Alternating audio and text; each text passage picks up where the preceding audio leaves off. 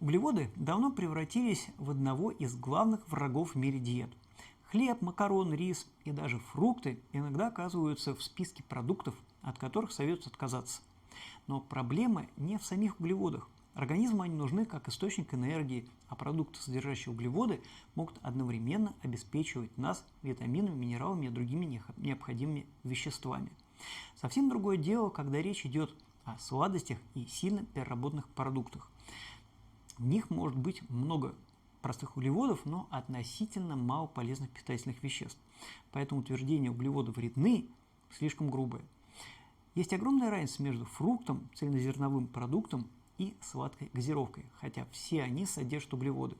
И получается парадокс. Пытаясь бороться с одним компонентом пищи, человек может отказаться сразу от целой группы полезных продуктов. Гораздо разумнее смотреть не только на название вещества, но и на то, из какого продукта оно поступает.